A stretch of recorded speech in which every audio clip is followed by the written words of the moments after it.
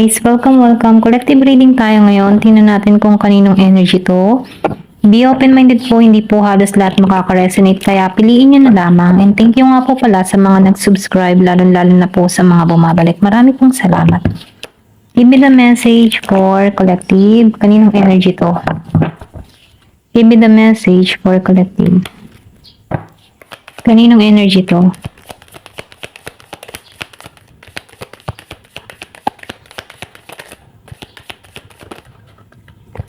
So, meron ka ditong the tower, upright. So, nafe-feel ko dito yung pag-gising. Pero, ganun pa man, ano, mamaya titingnan natin para mas klaro kung bakit lumabas. Yan, sorry. Kung bakit lumabas ang the tower. Meron ditong 7 of air reverse. Give me the message. Meron ka ditong 7 of earth, upright. Meron ako nakikita dito, Gemini, Aquarius, and Libra, Virgo, Capricorn, and Taurus. Meron din dito na Gemini, Aquarius, and Libra. So, nafe-feel ko dito, ano, yung iba sa inyo naka-moving on na sa sitwasyon. Or pwede rin nakalaya ka na sa sitwasyon. Okay? Kung meron mga course na nangyari sa'yo, kumbaga nafe-feel ko dito yung paglaya mo. Okay? Give me more information, ano pa yung mensahe. Kung ano man yung mga isipin, problema, anxiety, depression, natugunan mo to. Kumbaga, naalisan mo to. Okay? Napalaya mo yung sarili mo sa ganitong sitwasyon. Kumbaga, hindi ka na-stuck.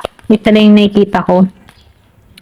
Kasi andito ka na, ibalik mo yung katatagan mo, tapang mo, authority mo, nagiging kang matalino sa isang sitwasyon. Nakikita ko dito yung Aries. Then, malakas ang air sign. Gemini, Aquarius, and Libra.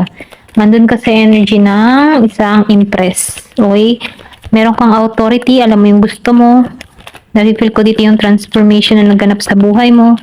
And then, nakikita ko dito, no, yung iba sa inyo magkakaroon ng masayang magaganap. Parang may surprise dito, okay? Then, lumabas ang damo. Nakikita ko dito yung emotion. Malalim na ugnayan. Pwedeng new person kung parating sa'yo, okay? Na may pagbuo. Meron ako nakikita ditong Year of the Snake. Give me the message.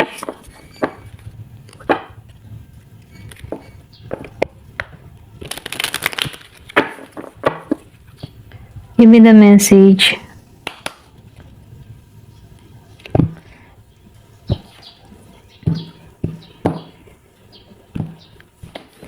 The Tower. So, nakikita ko dito, no, may paggising sa'yo, okay? Kumbaga, nafe-feel ko dito na marami kang pagsubok na kinaharap kung bakit nagiging kang defensive. Pwedeng sa love life, pwedeng sa trabaho, pwedeng sa pamilya. Maraming pagsubok kang kinakaharap dito na kung saan ano, ang dami mong responsibilidad. Kumbaga, marami kang kinakaharap na problema or pwedeng sa marami kang nakaatang sa iyong mga balikat na kung saan ano, kung bakit nagiging ka dito matatag, okay? Marami kang pagsubok. And then, nafe-feel ko rin dito, no, na may paggising naman sa iba. Meron ditong Aries, Leo, Sagittarius. Maybe ginigising ka dito sa the tower kasi nakikita ko dito na pagod ka na injured ka na pwedeng sa relasyon, ano, meron ka ditong person na nahihirapan ka na sa sitwasyon, kumbaga inalisan ka dito or pwede rin sabihin na ito na yung oras kung bakit nagiging kang kumbaga nagiging defensive para sa sarili mo. Ito lang nakikita ko. And then nakikita ko rin dito, no, yung iba sa inyo naka-moving on na or pwedeng sabihin na nasa healing process ka dito sa 9 of Wands. Okay? Bakit lumabas tong 7 of Air reverse? So nakikita ko rin dito, no, nakikita ko dito yung paglaya mo sa isang sitwasyon. Inalisan mo to ng mabigat ang kalooban, may galit ka dito sa 7 of Air reverse. Pero ganun pa man, ano, kahit may galit ka dito, nakikita ko dito na marami kang sinacrifice para dito, marami kang desisyong ginawa para dito. Pero nafe-feel ko dito yung paglaya mo, okay? Kumbaga, pinapalaya mo yung sarili mo sa isang sitwasyon na ayaw mo ma-stuck dito. Ito lang yung nakikita ko sa The Hangman and the 7 of Air reverse. Seven of Earths. So, nakikita ko dito, no, dito pumasok yung iyong pangunawa sa sitwasyon. Kumbaga, nagkakaroon ka dito ng kaliwanagan dito sa The High Priestess. Ginagamit mo na dito yung isip mo, yung instinct mo, yung kutob mo, okay, yung inner voice mo. Maybe may nag-uudyok sa'yo dito na kailangan ng pagbabago, kailangan ng baguhin yung sarili, kailangan ng, kumbaga, no, nagkakaroon ka dito ng kalinawan or kaliwanagan. Pwede rin sabihin na maraming tao sa paligid mo ang nagbibigay ng advice para sa'yo at naliliwanagan ka para rito. Then dito, nakikita ko din dito, no, na dito sa Seven of Earth, nafe-feel ko dito yung sorpresa na padating sa'yo. Pwede rin sabihin, ano, nagiging ka na dito, yung bang tipo na mas pina-priority mo na dito yung mga goal mo sa buhay, yung mga pangarap mo, at yung mga obligasyon mo dito. Then, nakikita ko rin dito, no, meron ditong solid foundation na naghihintay sa'yo. Meron ding sorpresa na parating sa'yo. Ito lang yung nakikita ko sa Seven of Earth. Maybe, meron ka dito mga inaasikaso or pwede sabihin meron ka mga tinatrabaho dito na kung saan, ano, ito yung priority mo. Nafe-feel ko dito yung pagbunga, meron ditong magandang kaligayahan.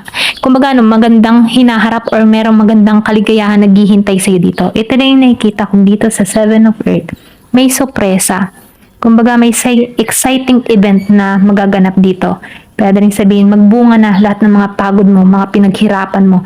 Meron nang unti-unti mo nang nakikita yung pagbunga nito. Then dito, no, sa Ten of Earth. Ten of Air. Wow, okay. Dito sa Ten of Air, nakikita ko dito, no, marami kang pasanin, marami kang bigating na naranasan in the past. Pero ganun pa man, ano, itong pasanin na ito na nagbigay ng kahirapan sa'yo, ito rin yung naging dahilan kung bakit nagiging kang focus sa mga ginagawa mo. Kasi nafe-feel ko dito yung pag-angat mo, okay? Merong abundance na naghihintay sa'yo. Kumbaga, meron ako nakikita dito na magandang kapalaran naghihintay sa'yo, nagiging kang mapalad. Kasi nakikita ko dito, nakapokus ka nakapokus ka sa mga ginagawa mo, sa mga tinatrabaho mo. At dahil dito, no, merong magandang binubunga, okay? Nagkakaroon dito ng magandang hinaharap, okay? Ito lang nakikita ko, meron ditong Year of the Rat. And then nakikita ko rin dito, no, yung iba sa inyo, meron ditong pamana. Okay, merong biyaya, blessing na ipagkakalob sa'yo dito. Kumbaga, or pwede rin sabihin na kapalaran mo ito na magkaroon ka ng ganito. Meron sa buhay. Kasi nakikita ko dito sa Ten of Air, reverse, ano, na nalampasan mo yung mga problema na ibinigay sa'yo. Pero, ganun pa man, no, after ng mga pagsubok na yan, ito yung naghihintay si Ten of Pentacles. Then, Death. So, death. So, nakikita ko dito, new beginning. New beginning para sa sarili mo. Okay? Or pwede rin sabihin, dun ka nakatahak ngayon sa mga bagong pakikipagsapalaran, bagong simula para sa sarili mo. Andun yung moment na kahit single ka dito sa Queen of Wands, nakikita ko dito na yung pag-iing mo mapag-aruga sa sarili mo, pagmamahal mo sa sarili mo, pag-iingat mo sa sarili mo, masaya ka kung ano yung meron ka. Then, nakikita ko rin dito na ikaw, independent ka kasing tao kaya mo kahit wala kang kapartner sa buhay. Kaya mong maging masaya. Hindi mo dinedepende yung kaligayahan mo para sa ibang tao. Ganun ka, ka-confident para sa sarili mo. At dahil dun, ano, lalo ka nagniningning kasi confident ka, okay? Ayan. Page of Air Reverse. So, dito sa Page of Air Reverse, nafe-feel ko dito na meron ditong tao na nagmimensahe sa iyo, pero hindi mo pinagtutuunan ng pansin dito sa Page of Air Reverse. Ayaw mo dito sa tao na ito. Ito lang nakikita ako. Kasi dito sa Three of Cups, nagkaroon ng betrayal dito. Kumbaga, nagkaroon ka dito ng, sabihin natin na meron ka dito tao, past person o person, ano, na binitray ka, pwedeng sa kaibigan din, pwedeng sa partner, meron tong ginawa sa iyo kung bakit na hindi ka napanatag dito. Ito lang yung nakikita ko. Meron ka ditong hindi pinapansin. Galit ka dito. Ito lang yung nakikita ko. Pwede rin sabihin, meron kang toxic na kaibigan na sabihin natin na binitray ka, okay? Kumbaga, dinaya ka. Kaya kung bakit nawalan ka ng tiwala para rito, okay?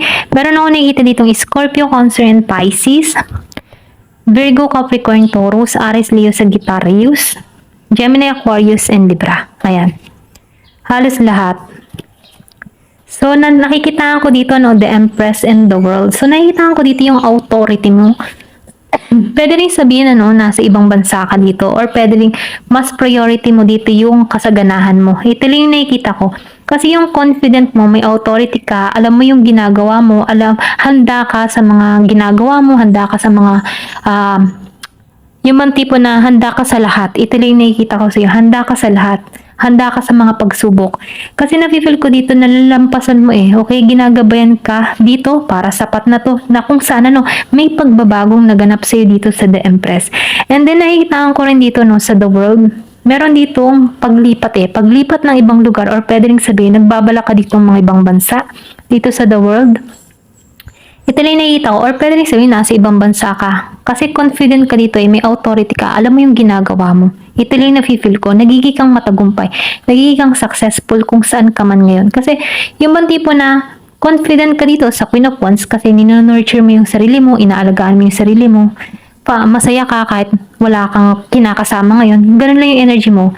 Kumbaga, hindi ka nagmamadali, hindi ka nagpapa-pressure kung single ka o hindi. Ganun lang yung energy mo, okay? Then, the moon. So, dito sa The Moon, then lumabas ang King of Pentacles reverse. Meron ka ditong tao, na nag-iisip ito sa'yo, okay? Siya yung tipo ng tao na greedy, okay? Kumbaga, may pandarayang ginawa sa'yo. Pero itong tao na ito, inutukan ito or sabihin natin, inisahan ka, nilamangan ka, mga ganun, Meron tong panghuhot-hot na ginawa sa'yo, pero andin pa rin yung emotion, okay? Dito sa The Moon. Pero ganun pa man, sinasabihan ka dito na sundin mo yung instinct mo, sundin mo yung intuition mo, sundin mo yung kutob mo para sa tao na to. Okay? Si King of Pentacles reverse. Virgo, Capricorn, Taurus. Kasi itong tao nito, masyado siyang greedy, makasarili. Okay? Sarili niya lang yung iniisip niya. Kumbaga, sinaktan ka ng tao nito. Pero ganun pa man iniisip ka ng tao nito. Ayan. Kasi nafe-feel ko dito yung toxic eh. Merong naging taksil or merong tukso sa pag-itan dito. Ito lang yung nakikita ko. Tingnan pa natin kung ano pa yung parating. Give me the message. Ano pa yung mensahe? Excuse me po.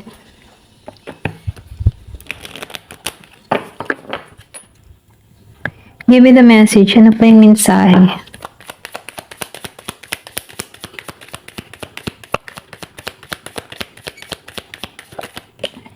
So, meron ka ditong lilies. Nakikita ko dito sa lilies, yung happiness mo, okay? Mas priority mo rito yung happiness. Then, nakikita ko din yung iba naman sa inyo. Meron ka ditong ma-attract na romantikong tao. Meron pinanganak nung 9, okay? At 30. Meron kang ma-attract ditong romantic. Kumbaga, itong tao na ito ay masinsinan once na mangingibig. Or pwede rin sabihin, hindi mo pa to kilala. Pwede makilala mo to sa ibang lugar, okay? Okay? Ito na yung nafe-feel ko. Meron ditong heart. Meron ditong magkakaroon ng interest sa'yo. Okay? Mahal ka ng tao nito. Ito na yung nafe-feel ko. Dalawang tao. Meron ditong dalawang taong patungo sa'yo. Pwedeng past and new. Okay? So, piliin mo na lamang kung alin dito. Give me more information. Meron ako nakikita dito na Scorpio, Cancer, and Pisces. Gemini, Aquarius, and Libra. Okay? Merong letter. Kung meron ka mang past person, meron ditong letter. Or pwede rin sabihin nyo to. May magpapahiwating ng kanyang nararamdaman. May magbibigay ng love letter sa'yo. Okay? Meron sulat, coffee. So, meron ditong gusto ding makipagsimula sa'yo. New beginning. Okay? Kumbaga, gusto nitong magsimula muli yung pagmamahalan dito.